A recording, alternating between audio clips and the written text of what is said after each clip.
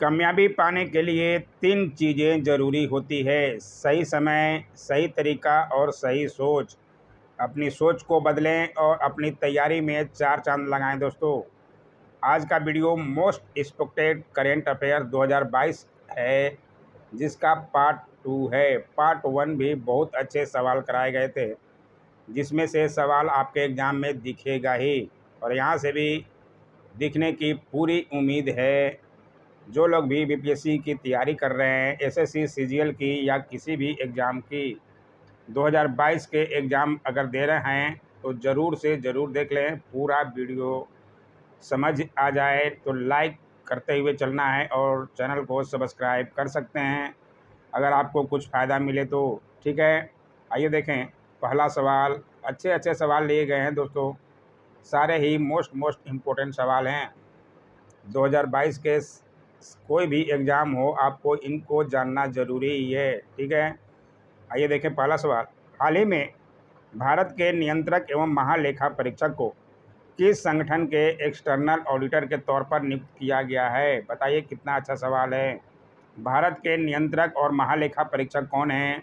गिरीश चंद्र मुर्मू। इनका नाम भी ध्यान रखिएगा। और इनको किस संगठन के लिए एक्सटर्नल ऑडिटर के तौर पर नियुक्त किया गया है? तो ये किए गए हैं अंतर्राष्ट्रीय परमाणु ऊर्जा एजेंसी। ठीक है, ध्यान से समझते हुए चलिएगा। भारत के 14वें नियंत्रक एवं महालेखा परीक्षक हैं, ये भी ध्यान रखिएगा। ये कौन से हैं? 14वें नंबर के।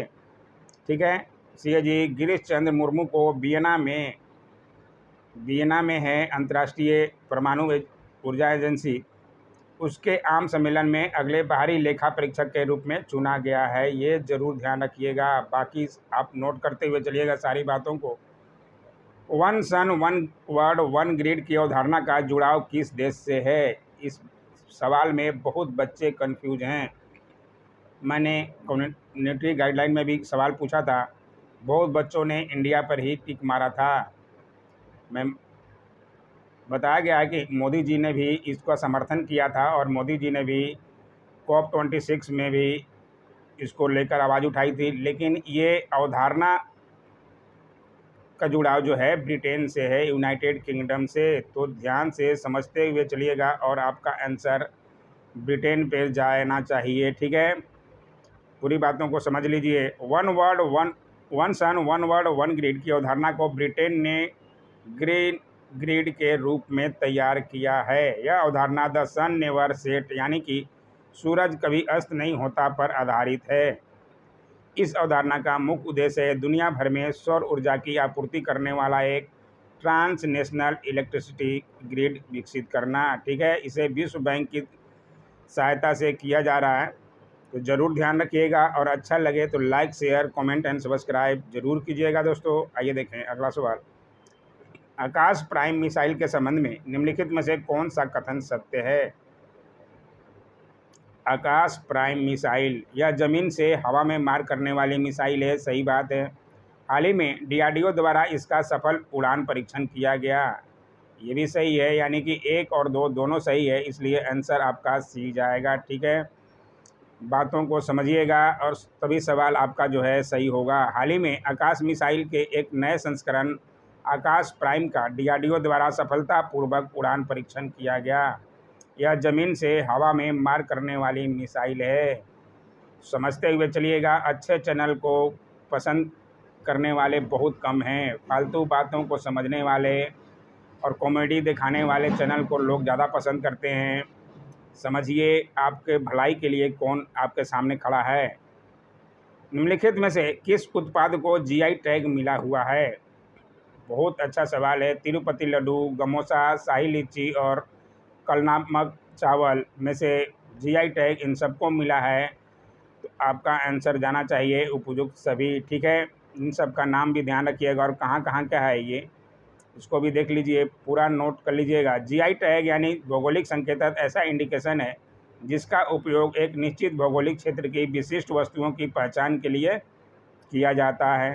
ठीक है, तो इसको समझिएगा। तिरुपति लड्डू कहाँ का है? आंध्र प्रदेश का। गमोसा असम का। शाही लीची कौन नहीं जानता, बिहार के एग्ज़ाम देने वाले, बिहार का। और काला नमक चावल जो है उत्तर प्रदेश का, ऐसे ही कुछ उत्पाद हैं जिसको जीआई टैग मिला है। और हाल ही में असम की जुडीमा वाइन राइस को भी मिला है, तो इसे भी ज़रूर ध्यान रखिएगा। सवाल अभी आगे आपका आएगा, इसको भी नया जीआई टैग मिला है। जिसको मिला है, सवाल आपका बीपीएससी हो चाहे एसएससी सीजीएल हो, एग्ज़ाम में बनेगा ही। ठीक है, आइए देखें, अच्छा सवाल आ गया। दल बदल विरोधी कानून के तहत किसी सांसद या विधायक की अयोग्यता के बारे में फैसला लेने का अधिकार निम्नलिखित में से किसे होता है? बहुत दल बदल हो रहा है, अभी देख रहे होंगे राजनीति में, एक पार्टी छोड़ के लोग दूसरी पार्टी में जा रहे हैं, तो इससे सवाल जो है बनने की उम्मीद ज़्यादा ही है।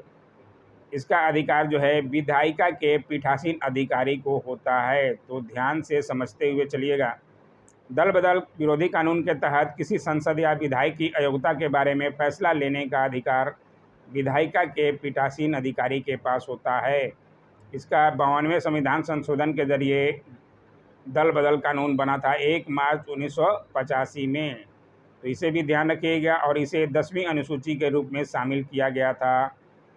ज़रूर से ज़रूर समझते हुए चलिएगा। जो लोग दल बदल करते हैं, आप देखे होंगे, उनके लिए ये क्या है, पूरी इन बातों को नोट कर लीजिएगा। आइए देखें अगला सवाल। हाल ही में चर्चा में रही माधवीपुरी बूच के संबंध में निम्नलिखित में से कौन सा कथन सत्य है?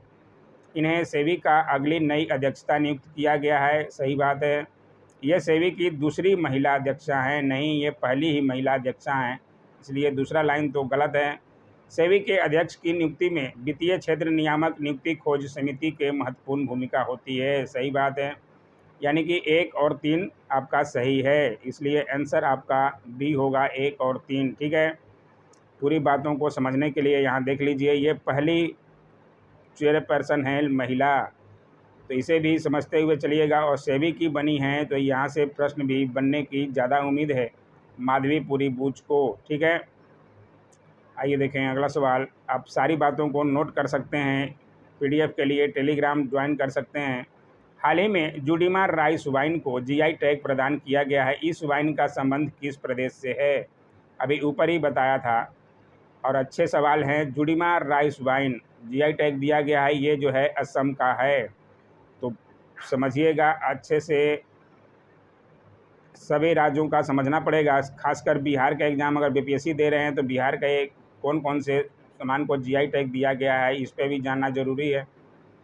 हाल ही में असम के जुडीमा राइस वाइन को जीआई टैग प्रदान किया गया है। वह वाइन जो है दिमासा जनजाति द्वारा उगाई जाने वाले विभिन्न प्रकार के चावलों से बनाई जाती है।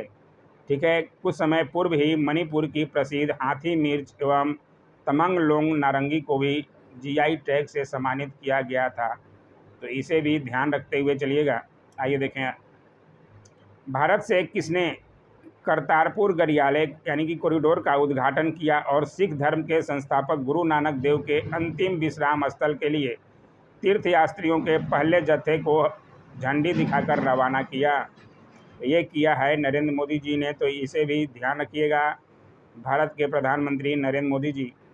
अरब दुनिया के सबसे लंबे समय तक शासन करने वाले और शांति कूटनीति के लिए ख्याति प्राप्त के सुल्तान कबूस बिन सईद, इनका नाम जरूर ध्यान रखिएगा। सबसे लंबे अरब के देश के दुनिया के सबसे लंबे समय तक शासन करने वाले सुल्तान कौन थे? कबूस बिन सईद का हाल ही में निधन हो गया 2020 में। कहाँ के थे? तो वो थे ओमान के। तो ये ध्यान से समझ लीजिएगा, सवाल आपका दिखेगा ही। ठीक है, निम्नलिखित में से किस खेल के लिए द्रोणावली हरिका को प्रतिष्ठित पद्मश्री पुरस्कार से सम्मानित किया गया? तो ये कौन से खेल के खिलाड़ी हैं? ये हैं शतरंज के खिलाड़ी। ठीक है, तो ये जरूर ध्यान रखिएगा, शतरंज के खिलाड़ी कौन है, नाम नोट कर लीजिएगा। द्रोणावली हरिका पद्मश्री दिया गया है, तो इम्पोर्टेंट सवाल हो जाता है। हाल ही में एक्सपायर समाचार पत्रों की सुर्खियों में था, यह क्या है? इंस्पायर, यह क्या है? यह अंतरिक्ष कार्यक्रमों के लिए सक्रिय विश्वविद्यालयों का एक संघ है। ठीक है, तो इसे भी ध्यान रखिएगा, इंस्पायर शब्द कहाँ से आया और क्या है। पूरी बातों को समझाने के लिए नोट किया गया है, आप नोट कर सकते हैं, स्क्रीनशॉट ले सकते हैं। ठीक है, आइए देखें अगला सवाल। आपदा मित्र योजना के संबंध में निम्नलिखित में से कौन सा कथन सत्य है? इसके योजना के तहत आपदा के दौरान राहत कार्य के लिए विदेशों से प्रशिक्षित लोग बुलाए जाएंगे। ऐसा नहीं है, अपने ही देशों को लोगों को रखा जाएगा, प्रशिक्षित किया जाएगा। इस योजना के क्रियान्वयन एजेंसी राष्ट्रीय आपदा प्रबंधक प्राधिकरण है। हाँ, ये सही है, यानी कि केवल दूसरा लाइन जो है सही है, इसलिए आपका आंसर केवल 2 होगा। ठीक है, यहाँ पूरा समझ लीजिए, गृह मंत्री ने किया है तो ये इम्पोर्टेंट हो जाता है और अपने ही लोगों को प्रशिक्षित किया जाएगा, निजी लोगों को। ठीक है, यहाँ पूरी बातें समझाई गई है। निम्नलिखित में से कौन सी सुरंग जम्मू कश्मीर में स्थित है? सुरंग पर सवाल आपको बहुत बार देखने को मिला होगा, खासकर बीपीएससी के एग्ज़ाम में। तो यहाँ से समझ लीजिए जम्मू कश्मीर में कौन कौन सा स्थित है। श्यामा प्रसाद मुखर्जी सुरंग, जवाहर सुरंग और बनिहाल सुरंग, बनिहाल दर्रा भी कहा जाता है।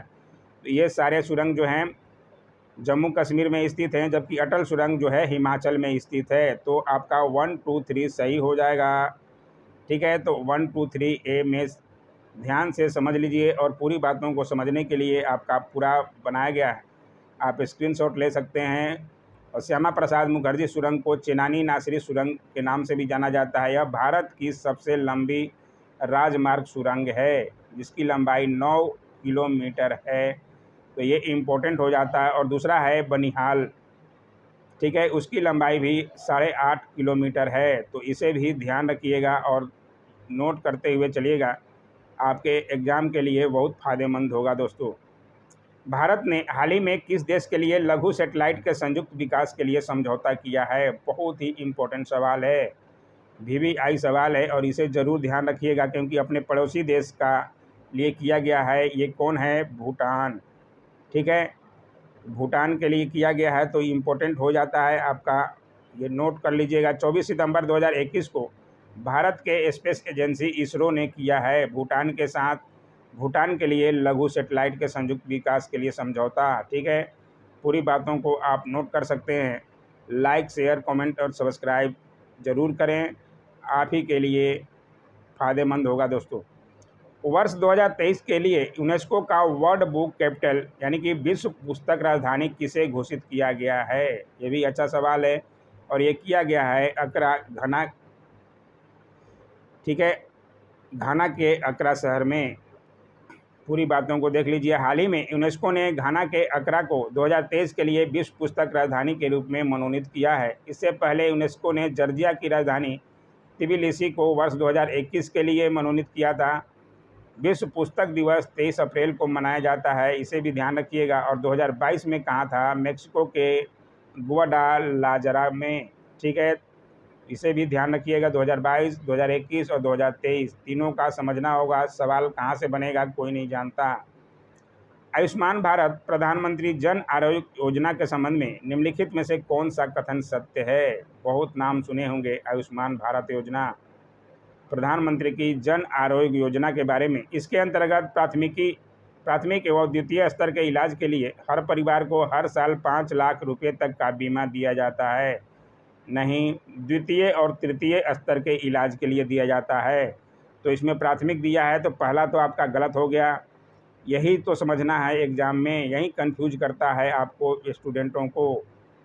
पढ़ के जाएंगे आप कि हाँ स्तर द्वितीय, प्राथमिक, द्वितीय और तृतीय स्तर के इलाज के लिए, लेकिन यहाँ पे दे दिया है प्राथमिक और द्वितीय, तो कंफ्यूज होने वाला सवाल है ही और बच्चे गलत करके आ जाते हैं इसमें। तो यहाँ से आपको समझते हुए चलना है।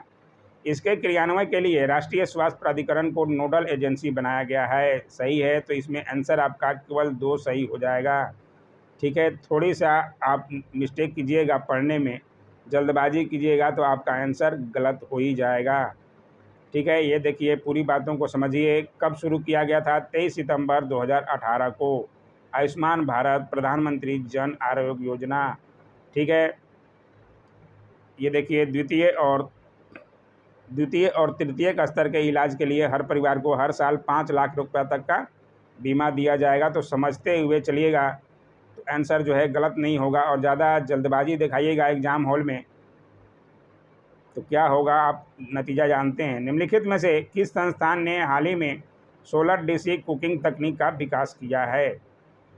सोलर डीसी कुकिंग तकनीक का विकास किया गया है केंद्रीय यांत्रिकी अनुसंधान संस्थान, ठीक है। तो इसे भी ध्यान रखते हुए चलिएगा और पूरी बातों को आप नोट कर लीजिएगा, ठीक है। स्क्रीनशॉट ले लीजिए आप समझने के लिए। आइए देखें अगला सवाल। इस साल संयुक्त राष्ट्र खाद्य प्रणाली शिखर सम्मेलन का आयोजन निम्नलिखित में से कहाँ किया जा रहा है? संयुक्त राष्ट्र खाद्य प्रणाली शिखर सम्मेलन का आयोजन किया जा रहा है, कहाँ किया जा रहा है? न्यूयॉर्क में, ठीक है। तो ये भी ध्यान रखिएगा, बहुत अच्छा सवाल है और पूरी बातों को आप नोट कर सकते हैं।